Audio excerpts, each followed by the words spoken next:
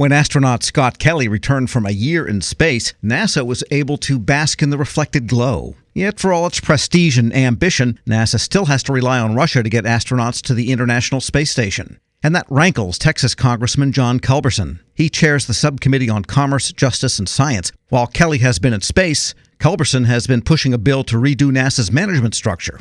He spoke with Federal News Radio's Eric White about it. The Space Leadership Preservation Act is designed to make NASA more professional and less political by giving the director of NASA a 10-year term like the FBI director, overlapping presidents, and trying to get the agency away from politics and more focused on their long-term mission of keeping American leadership in space the best in the world. The bill has several key features that, first, to give the director a 10-year term to overlap presidents like the FBI director.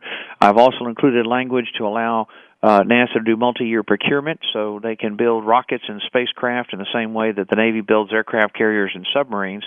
And then finally to allow the agency to send their budget recommendation directly to Congress, bypassing the Office of Management and Budget, so Congress can see an accurate picture of what the professionals at NASA believe is necessary to fund the agency to keep America's space program the best in the world. I've been a passionate supporter of NASA since I was a kid growing up in Houston, and it breaks my heart to see those wonderful people at NASA, the scientists, engineers, and astronauts that dedicate their lives to America's space program, have the rug jerked out from underneath them year after year by changing presidents, by changing Congresses. There's no stability, there's no predictability, and that's very destructive to the agency and the morale of the great people at NASA. So the Space Leadership Act is designed to make the agency less political, more professional, give the agency stability and certainty and predictability so the scientists and engineers and astronauts can focus on building, designing and building the best spacecraft, the best rockets, the best missions on Earth, and the Congress would then be able to fund these things over many years and eliminate the pillar-to-post, year-to-year funding we've seen in the past at NASA. And you mentioned that you had seen the rug pulled out from underneath NASA officials. Can you give me one example of when you saw that happening? Absolutely. We will send you a chart that I had prepared based on the on work I've done with agency personnel, and in particular, Mike Coates, who was the retired director of the Johnson Space Center, sat down with me and helped me prepare a list of all the programs that have been canceled over the last 20 years at NASA, and we demonstrated that over a 20-year period, NASA had spent more than $20 billion on canceled development programs. That is a terrible waste of money, but more importantly, it's a terrible waste of human talent and destructive to the morale of the great people at NASA. And I think Exhibit A would be the Ares rocket program that the Obama administration canceled simply because it had George Bush's name on it. The Obama administration is very indifferent and pays virtually no attention to NASA, and they didn't even send a space shuttle to Houston because we vote Republican. The agency should be above politics.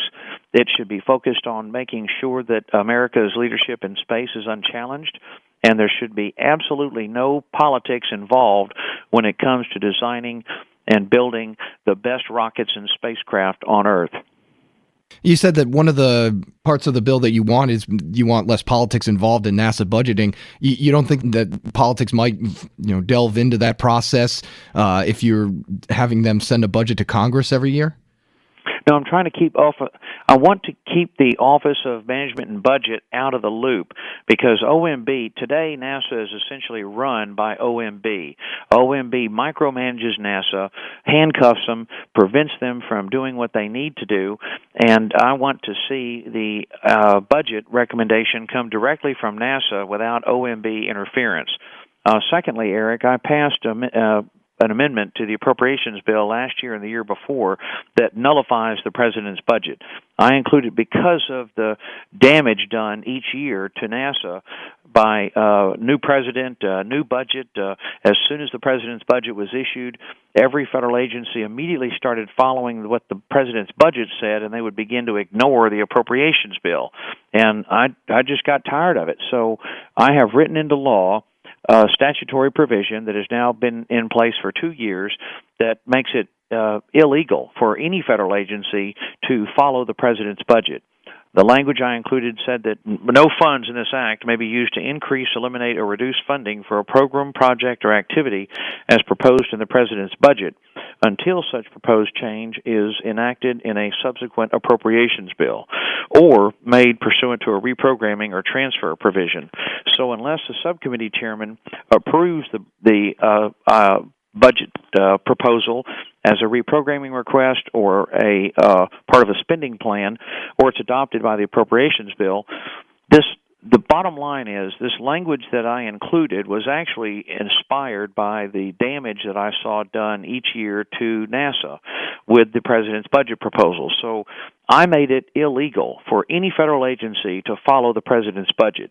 The president's budget now is essentially meaningless. It's simply a recommendation, and it's illegal for any agency to follow it. So it's important for all federal employees listening to your show to know that they must follow the appropriations bill. It is illegal for them to follow the president's budget. They must follow the laws enacted by Congress, and this in and of itself will give greater stability and certainty to NASA and every other federal agency because they know they must follow the appropriations bill and not that budget proposal that comes out in February, no matter who the president is.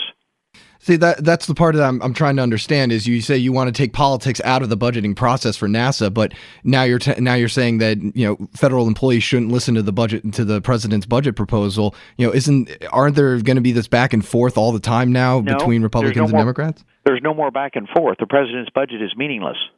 It's null and the president's budget is null and void the moment it's produced. It doesn't mean anything. It's simply a recommendation that the Congress takes into consideration. Now, that's always been the case, Eric, but the agencies didn't act that way. The law as enacted by the people's elected representatives is the law of the land. That's been the case since the country was created. And the appropriations bill is what governs the operations of the federal government, not the president's budget. And the effect of in my experience, when I got on appropriations in 2003, and I realized, no matter who the president is, forget politics, forget personality, when the president's budget came out in February, I noticed that all these agencies would immediately change course and start acting as though the president's budget was reality, that's what they had to do. And it was terribly destructive, particularly to a great agency like NASA. And I just got tired of it. And it is it has always been the law. The Constitution says very clearly that no money may be drawn from the Treasury except by appropriations, and the agencies are obligated to follow the appropriations bill. I just made that explicit. Now, this is highly relevant to our conversation about the Space Leadership Act because I've already enacted law that puts NASA and every other federal agency on a much more stable footing.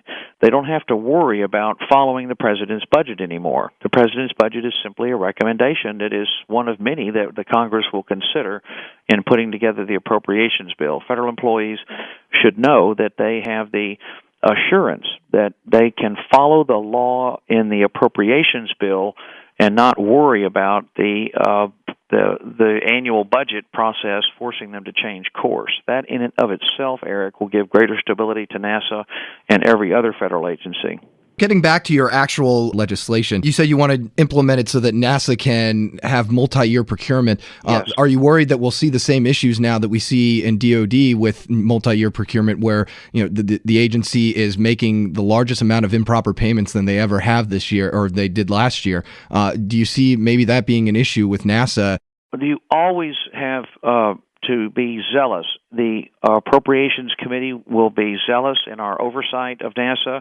I intend to institute a process of making sure that we're using outside auditors. I want to make sure that NASA's using generally accepted accounting procedures in their way they handle their business. The Commerce, Justice, Science Appropriations Committee in the House and the Senate will be conducting aggressive and very zealous oversight to make sure that the taxpayers' hard-earned money is well spent. Above all, this is I filed this legislation and have developed strong support for it in the Congress because all of us love NASA. We support our space program. We want them to be the best on Earth, and the way to assure American leadership in space exploration is to give those fine men and women at NASA the certainty that they are above politics and that the country will support them and they can focus on their long-term mission. That's Texas Congressman John Culberson, chairman of the Subcommittee on Commerce, Justice, and Science. Read more about the bill, share this interview with colleagues, go to federalnewsradio.com/Federal Drive and click Share with Friends.